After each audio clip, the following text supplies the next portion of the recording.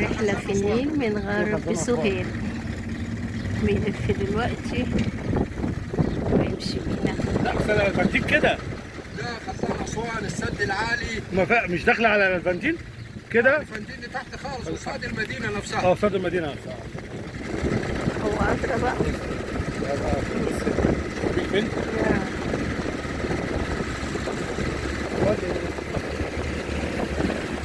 ده دي أغلى حاجة.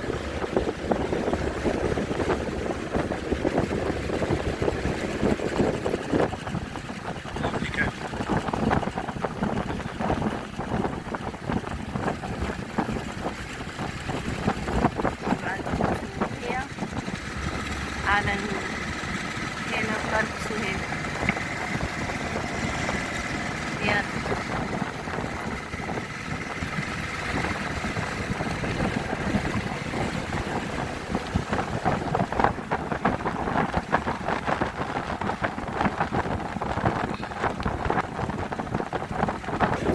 صح؟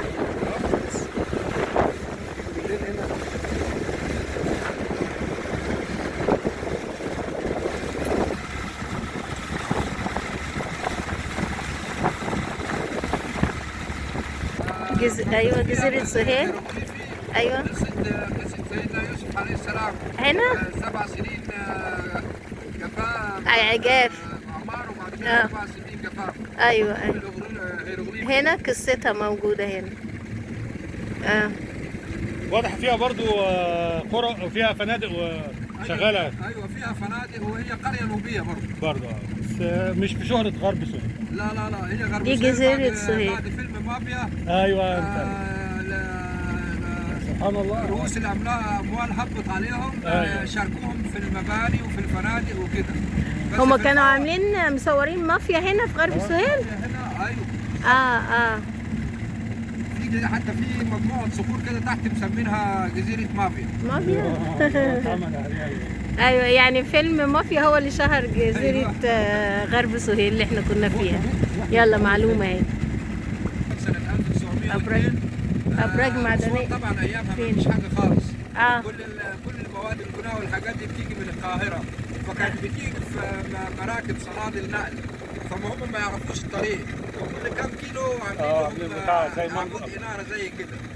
ايوه علشان يكملوا ويروحوا في النيل. العلامات البيضاء اللي على الصخور. ايوه بين اعلى منسوب في اغسطس واقل منسوب في يناير. بس الكنترول طبعا من الخزان ومن السد، يعني في ايام الفيضان كان كله بينزل ويطلع يعني لوحده. بس لا دلوقتي لا. سدود بقى فيه تدخل بشري. بالظبط.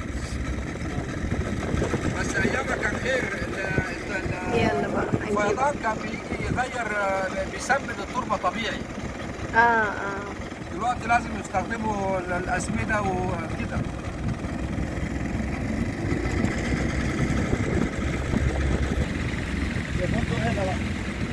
شوف الصقر المصري هنا على الشجره الابيض في اسود، مستني بس يلمح سمكه ينط عليها. رزقه بقى.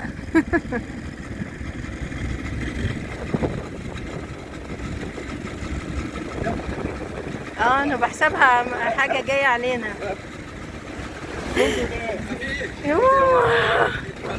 الميه اعلى مستوى ليه، المكان ده بيبقى خطر خالص التيار الميه بتاعه.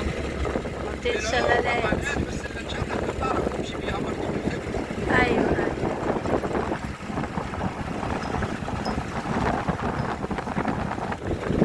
فنادق أسوان على النيل بقى.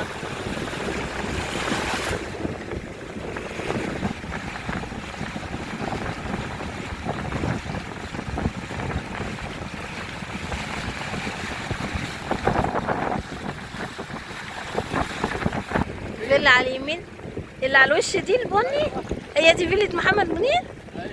أشهر حاجة هنا في أسوان. أول معسكر لمحمد علي باشا هنا لما حب ينفصل زي ما سمعنا كده يعني.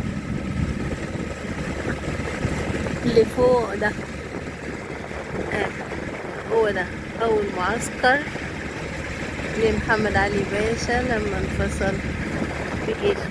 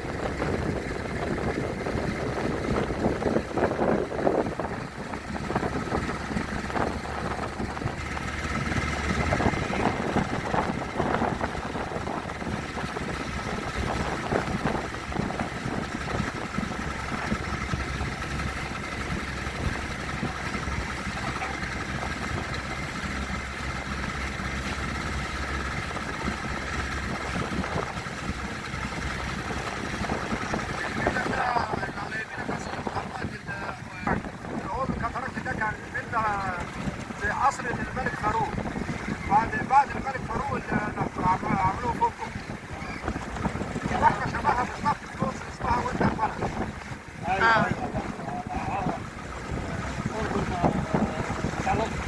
برضه معبد جوه.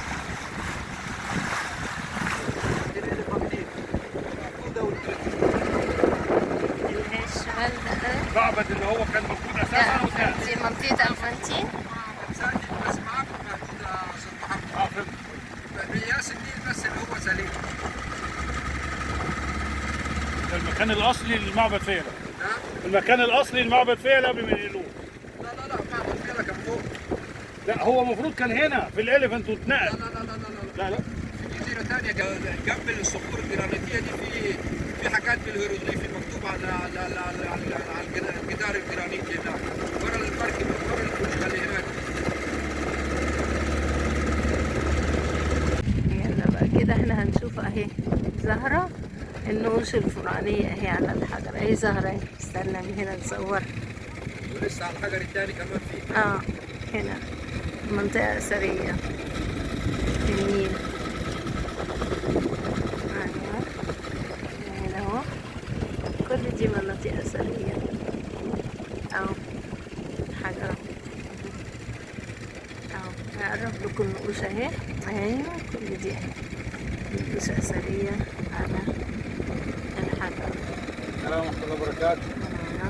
المراكب بقى يسلموا على بعض بقى.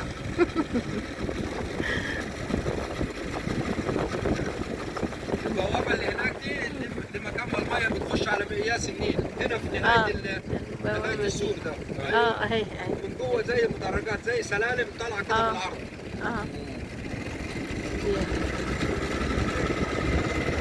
شايفينها؟ ده هنا المية بتدخل بقى بتنزل على سلالم كده.